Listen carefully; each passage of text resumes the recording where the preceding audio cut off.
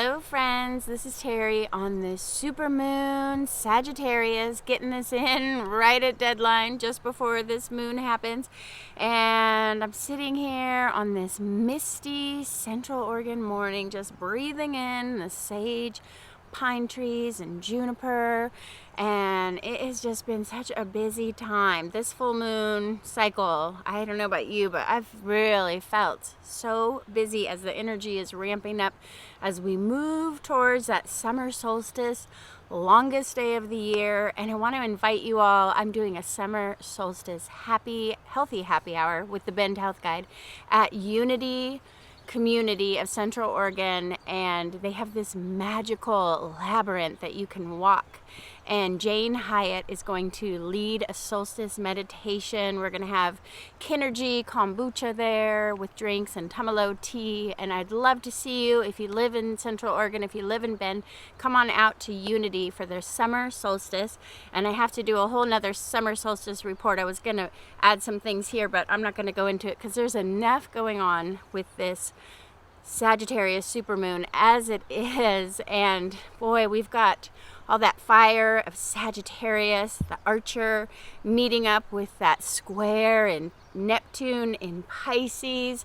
I've got my Pisces on today to celebrate the Neptune and Pisces square. And this is fire meeting water, creating a powerful steam. And if you've ever been in a steam shower or just like a eucalyptus steam, you know it's just hard to see your hand in front of your face. It's hard to see the direction of where you're going. All of that steam can cause some confusion and maybe even a little bit of vertigo. So I know a lot of people are feeling confused this full moon. And I like to also share a quote from Einstein that I think perfectly fits for this full moon. He says that every crisis holds an opportunity. And this supermoon Sagittarius is happening on June 14th at 7:52 a.m. for those of us in the Pacific Northwest, and it's at 23 degrees of Sagittarius, which is really close to that Galactic Center. The Galactic Center is at 27 degrees of Sagittarius, and if you know anyone who has their sun sign or any major planets at that 27 degrees of Sagittarius, they are change makers. So look at your chart and see if you might have a Galactic Center planet or some kind of aspect hitting that 27 degrees, and you know that this moon is really going to affect you. But wherever 23 degrees of Sagittarius lands for you, you will be feeling this moon. And interestingly enough, in the sidereal astrology, this is really looking at where things are happening in the night sky. Like if you get out your little apps on your phone, I love to use my star chart app and look at what's going on and what stars are involved. You'll see that this full moon is really happening in the heart of Scorpio. And that is because the precession of the stars has shifted just a little bit, and it gets really mind-boggling, confusing. I don't want to overwhelm you because yes, this full moon is at 23 degrees of Sagittarius, but if you went to look at the moon in the night sky, you will find it closer to Antares, the Antares star, which is in the heart of the Scorpion. So we're still under that deep Scorpion influence that we had at that last blood moon lunar eclipse in Scorpio that was so intense for so many people. I've had so many friends and clients reaching out saying, what is going on astrologically after that Scorpio blood moon? We're all soaking in this huge Scorpio, Taurus, death, rebirth, transformation. I've been talking about it all year, and you can go back and watch the eclipse videos if you want more information about how that Taurus Scorpio eclipse will be affecting us. And this supermoon is staying in the theme because it's found in that heart of the Scorpio. So there can be a lot of transformative energy coming through with this moon too. We're not out of the woods yet, and we still have 2 more major eclipses on this eclipse portal that will be happening this fall. It finally culminates on November 7th, November 8th with a Taurus full moon eclipse. So just hang in there, and by November 8th, we'll be done. And this powerful supermoon is sextile Saturn, who is retrograde, and this shines a light on our past lives. And it can be past life regression, but it can also be our ancestral wounds, the things that we carry over from our ancestors that are held still in our DNA. And when you combine that with this month, this moon, we also have Chiron, who is conjunct, I've got my little tuning fork here, and it's conjunct Mars. This is the Mars. I've been playing with the Mars tuning fork because Mars is showing up really strong for me. And this Mars conjuncting your Chiron is exposing your deepest wounds. And I was just writing, I'm writing a Reiki book, and I'm going to upload it to Amazon tomorrow on the 13th. It took me a really long time, obsessively trying to find a good astrological time to upload this book. But in this book, I talk about how your deepest wounds are your deepest gifts. And this is Mars conjuncting Chiron. And for any of you that are having your Chiron in Aries return right now, your wounds, boy, your wounds are really coming up to heal thyself right now. I know a lot of people are having healing crisis with this supermoon, and it has everything to do with Mars coming up and conjuncting Chiron in Aries. So if you've been stuffing your emotions or just trying to get by without dealing with trauma, past trauma, childhood trauma, you're just stuffing it down. So many Chiron and Aries people, they're natural born stuffers. I'm just going to stuff that down and go back to work. Now this supermoon is pulling up those deepest wounds to come into the light, to be healed, to be processed. And this is really a good supermoon to be alone in reflection, meditation, and just taking a deep dive look at what wants to be healed for you right now. And remember, sextiles are all about opportunities. So this supermoon sextile Saturn, this is combined with that Mars and Chiron conjunction. This is an opportunity to heal this supermoon. And this moon and sun is also square Neptune in Pisces, causing confusion, delusion, and for me this week, it showed up as hypochondria. I just gotta tell you guys a really funny story that happened to me when I almost died this week. And of course, that Scorpio eclipse portal affecting us all year. Death is really coming up. We've got that death rebirth, you know, but you don't want to die, right?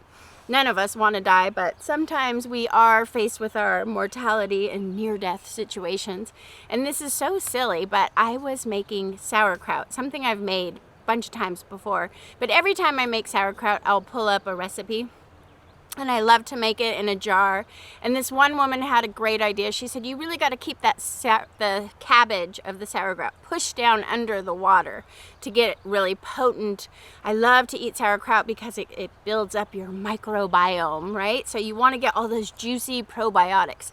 And to get the most effective probiotics cooking up in your sauerkraut, if you can get a jar that's smaller than the width of the jar, a lid, and you put the lid in and then you place a rock on it, that's a way to just keep the cabbage smashed down. Well, I had never done it that way, but I was giving it a try, and I looked around for a rock, and of course all my rocks are crystals. I probably could have gone outside and got a rock, but I grabbed a malachite, and I thought, oh, this could be cool.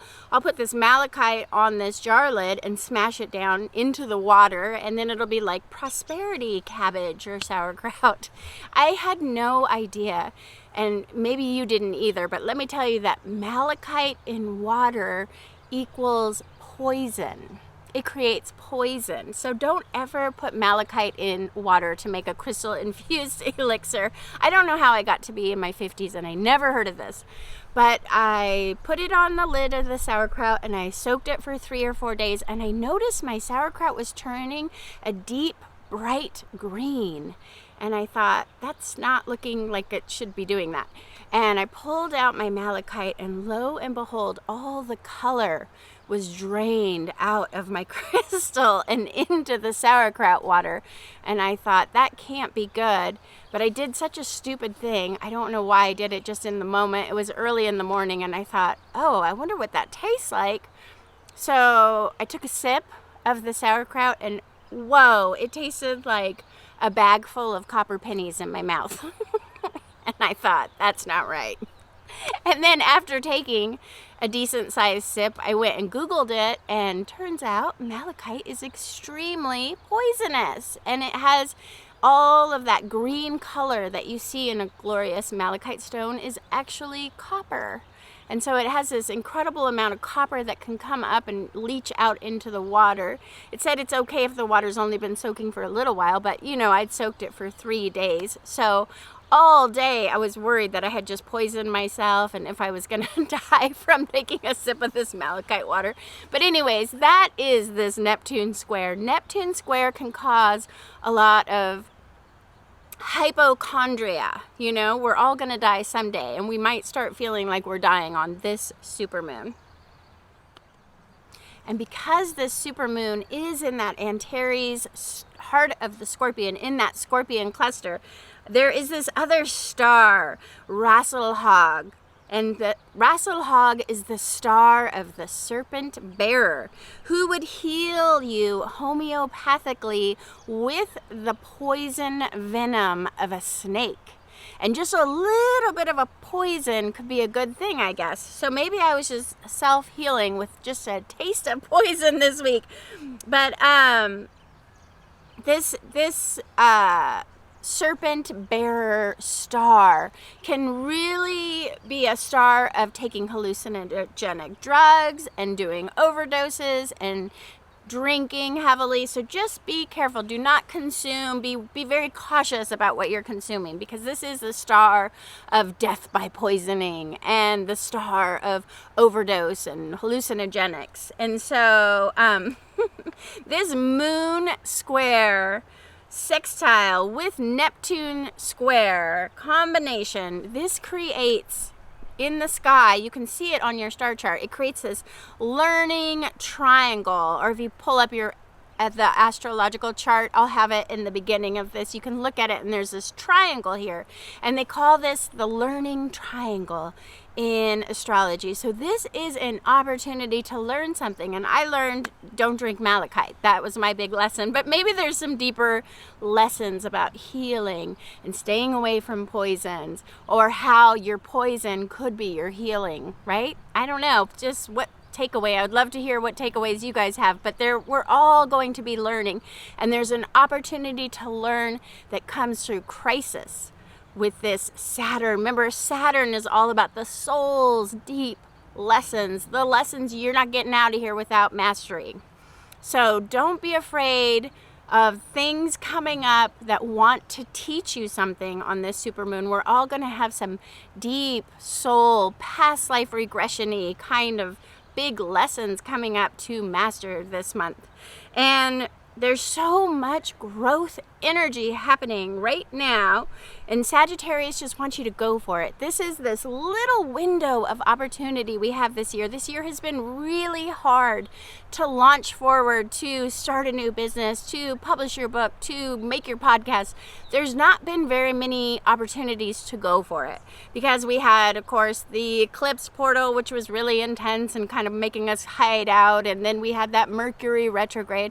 But Mercury is going direct now, and Mercury is going to be in Gemini. Mercury in Gemini is such a potent time for finally getting our brains back and our mental clarity. Mercury enters Gemini on June 13th at 0 degrees of Gemini, and we'll have a whole glorious month of June where we can think straight with Mercury.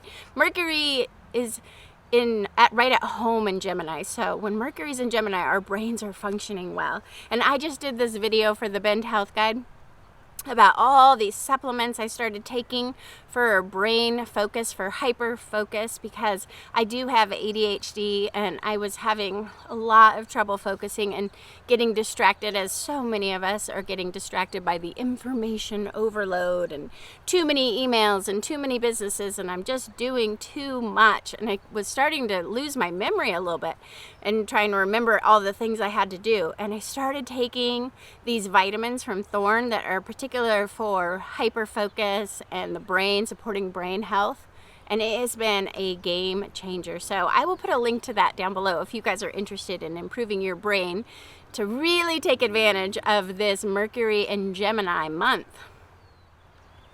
And speaking of things I forgot, I just remembered that I want to announce the winner. I don't have my singing bowl and all the pieces of paper this time. We're going actually to the Renaissance Fair. Oh, I forgot to mention that's why I'm wearing this, because we are going to the Renaissance Fair in Oregon, so I don't have all the little pieces of paper, but I did a drawing before we left, and it is for Cynthia Nesbeth. And you just won a full moon, you won an astrology chart. This is a full Western deep dive astrology chart, and I'm still finishing up Aaron Mead and, gosh, I can't remember who won. Connie Brisnahan won last month, and I'm working on your guys' charts. I promise I'm almost done. And then I will be starting on Cynthia Nesbeth. Thank you, congratulations, and make sure you go to KamimiHealingArts.com and go to the email link and email me your birthday, time, and location, because I don't have your contact information and I want to make sure I get all your information so I can start your chart. The last aspects I want to talk about for this supermoon is that Venus in Taurus is cruising around. She just conjunct Uranus on June 11th. Maybe you felt it. It may have brought some intensity to your love life, some unexpected events. I know there can be these unexpected kismet meetings of somebody new, or maybe just some, your husband brings you flowers unexpectedly, or just really beautiful. This is a beautiful conjunction, actually, and bringing something exciting into your life. Venus is right at home in Taurus. This is her sign where she is exalted, and she just loves beauty and good nourishing food and sex and all the wonderful things, and she is the divine feminine energy finally rooted in her home sign. And so she's really her most powerful for this moon, and she gets what she goes after. She gets whatever she desires. And Uranus in Taurus brings those unexpected earth events, and Venus has left both Mars and Jupiter back in Aries. Remember, Venus came up to conjunct Mars, and then Venus came up to conjunct Jupiter in that lucky kiss, and it was like she was with these other two very masculine planets, but now Venus has gone off on her own, independent, divine, feminine woman who is just doing it for herself right now. And Venus also will be conjunct the North Node in Taurus coming up on June 16th, and this is a very potent, creative energy. Also a good time to just to meet somebody who could be the love of your life, soulmate, twin flame, somebody that you will have life lessons with, especially if you happen to have North Node Taurus or South Node Scorpio, either or North Node Scorpio. If you're on this axis, this June 16th day is a potent, energetic day of meeting the love of your life and lighting up your soul's divine mission with a powerful love vibe. For those of you who also, you can find your North Node just by looking for that little horseshoe symbol. But for any of you who have North Node Scorpio, North Node Taurus, this is a love day. Mark it with a big heart on your calendar, June 16th. And there's also two of my favorite goddesses showing up for this supermoon. We have Black Moon Lilith. Anytime we have a supermoon, Black Moon Lilith shows up. And we have the goddess ARIES coming in strong. And they both symbolize that radical, feminine, rising up, the return of the female spiritual warrior. archetype who is just alive and kicking today and here to heal the world. I'm really excited about these two goddesses. And Black Moon Lilith, like I said, she always shows up for a supermoon, and she represents a woman's virginity, fertility, and divine sovereignty over her body. And if you know the mythology of Black Moon Lilith, God created both Adam and man and woman, Adam and Lilith, to partake in making babies, basically. And Lilith refused Adam when it came time to procreate.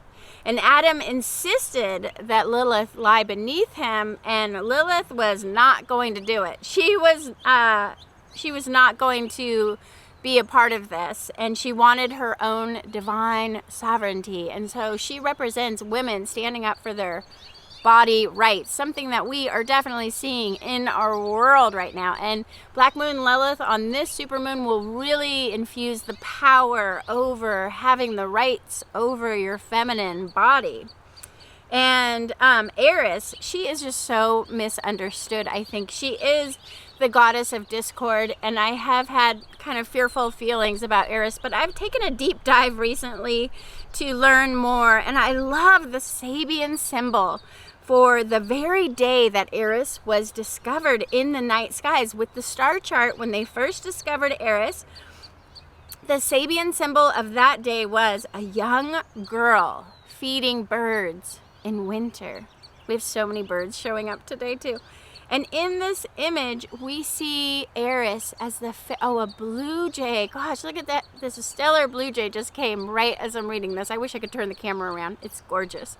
But anyways, ARIES, we see her as a divine maiden, and she is going out to feed the starving birds in winter. And so ARIES is really a symbol for somebody who will nourish, the goddess that nourishes you during a time of lack and bad supply chain and shrinkflation. I mean, ARIES is here to say, don't worry, I got you. I know it's snowing and you have no food, but just as ARIES is feeding and nourishing the birds in winter, she will feed and nourish us in this time of scarcity. Our world has so much scarcity and food supply shortages, and ARIES is saying, I'll take care of you. And this is a different side of ARIES that I haven't normally seen, because we see her as fighting to the death. You know, she's the sister of Mars and Aries, and she's just so like out in the battle and isn't afraid of blood, and she'll stab you in the back kind of thing. But ARIES will also fight to take care of you, to feed you, to nourish you. So you can call on these divine goddesses for sovereignty from Black Moon Lilith and for nourishment from ARIES.